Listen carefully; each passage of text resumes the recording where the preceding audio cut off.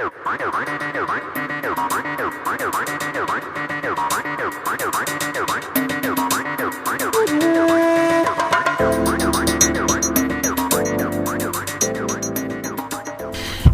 Museo Sardá de Puigcerdá ofrece dentro del ciclo Recercat conferencias de verano. Una de ellas será Los judíos y Egipto persa y Ptolomaico, impartida por los historiadores y egiptólogos Josep Padró y Concepción Piedrafita.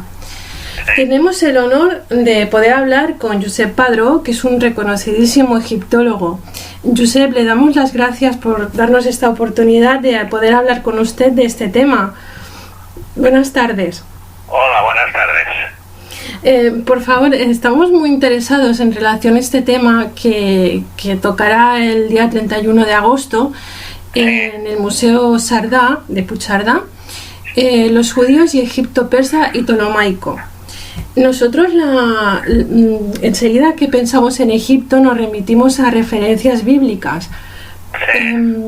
¿Va por ahí, es más o menos por ahí el camino de esta conferencia? En parte, tan solo en parte. A ver, la conferencia está dividida en dos partes, como indica el título. La época persa y la época ptolemaica. La época persa, cuando el Museo Sardá me propusieron el tema, se me ocurrió que efectivamente era factible porque se da una circunstancia casual, una feliz casualidad, que es que yo he trabajado hace poco en un libro que todavía no se ha publicado, que lleva por título Egipto capta, y trata de las épocas en que Egipto ha sido dominado por extranjeros. Entiéndase extranjeros hasta la dominación turca y la dominación británica, es decir, desde la época faraónica hasta el siglo XX. Uh-huh. Entonces, este libro debe aparecer en principio en español y en inglés. Y a mí, como egiptólogo, me ofrecieron hablar de la época persa. He de confesar que al principio el tema no me pareció demasiado sugerente, pero pedí un plazo para buscar, para mirar, y encontré que sí, que el tema era interesante y acepté redactarlo. El trabajo lo he terminado, además hice una conferencia en Barcelona, y una de las cosas que me llamó la atención es precisamente la presencia de judíos, de colonias judías, en el Egipto dominado por los persas.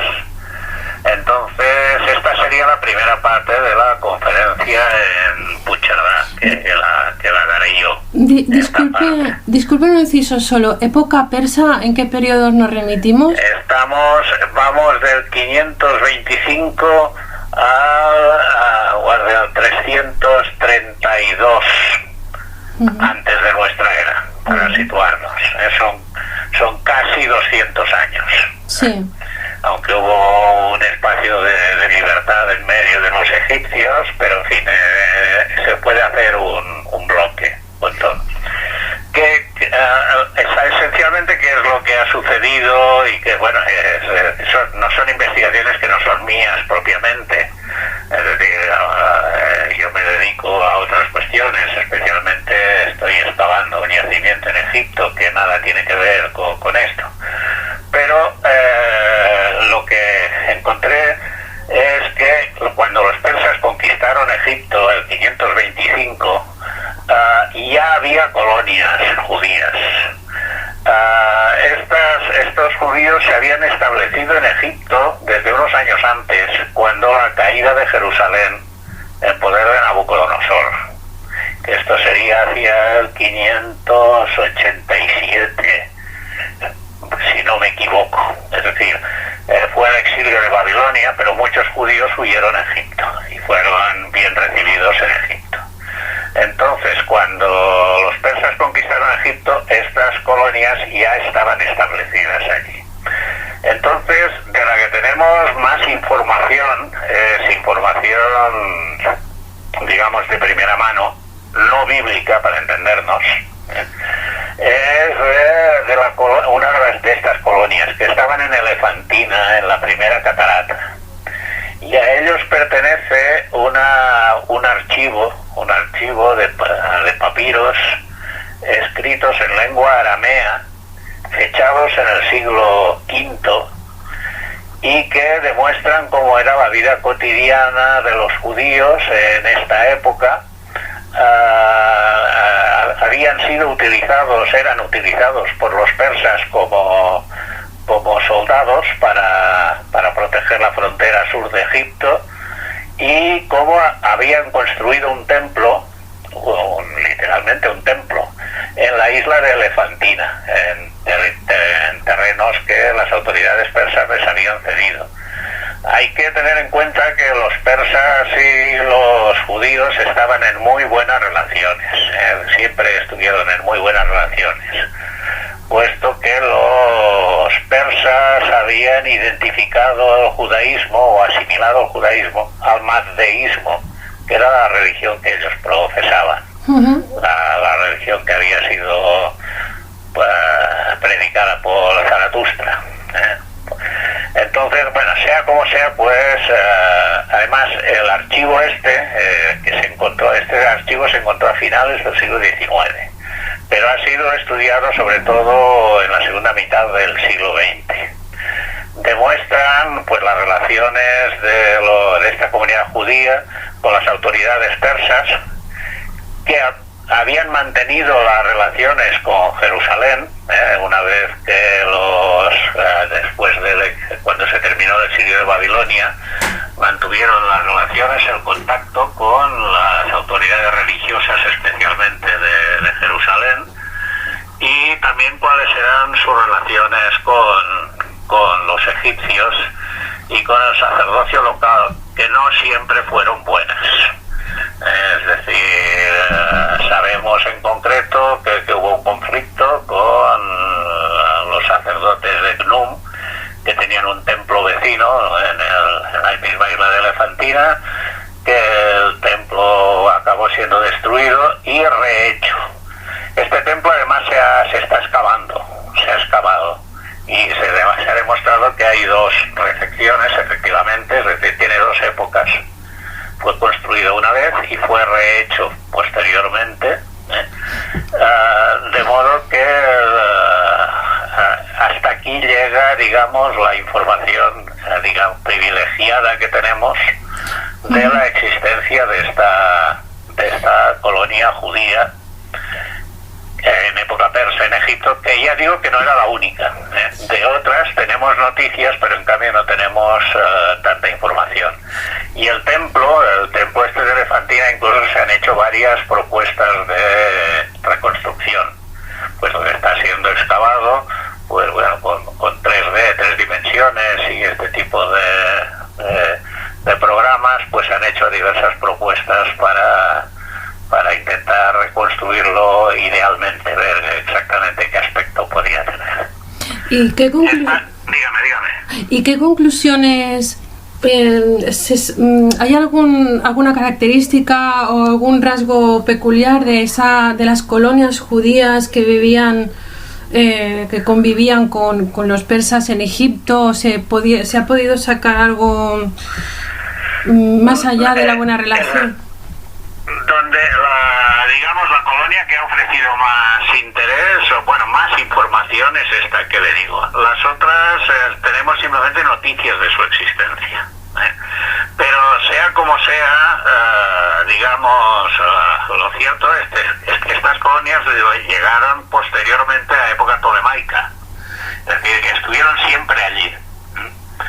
Y esta sería la segunda parte de la conferencia, que la hará mi esposa, Concepción Piedrafita, que ella es helenista, es catedrática de griego, y ella sí que se va a centrar en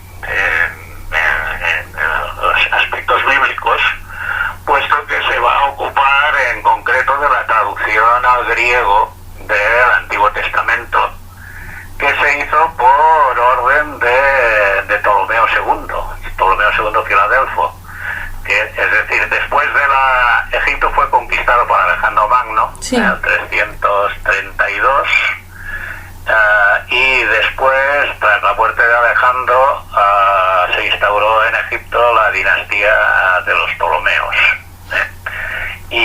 Ptolomeo II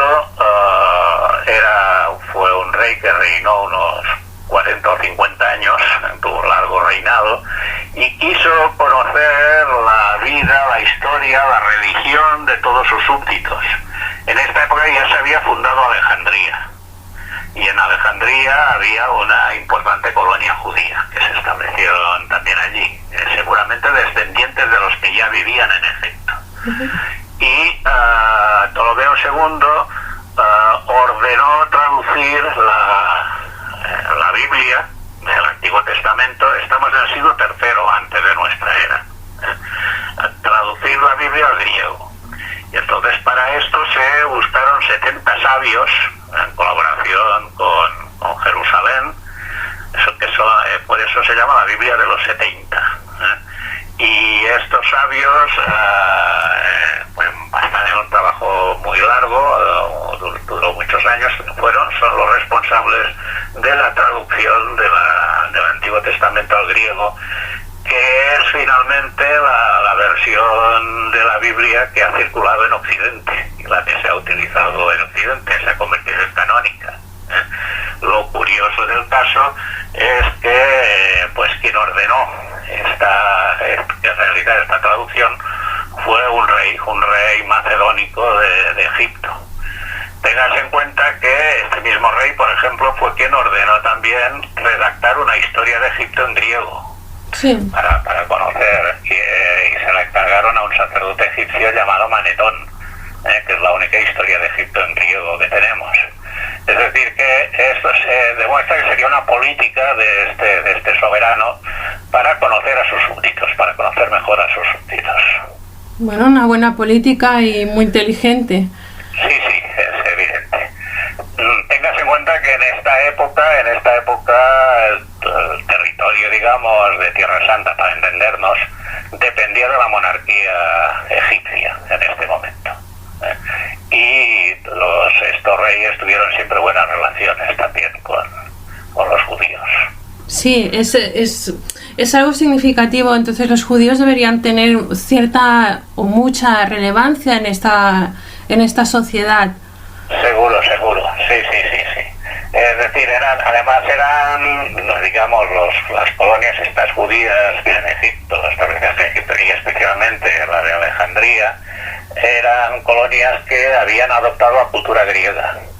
Es decir, habían aceptado mantener la religión, pero helenizándose, es decir, integrándose en la sociedad en la cual estaban, adoptando pues las formas de la cultura griega. ¿Usted cree? Esto es lo que le puedo decir.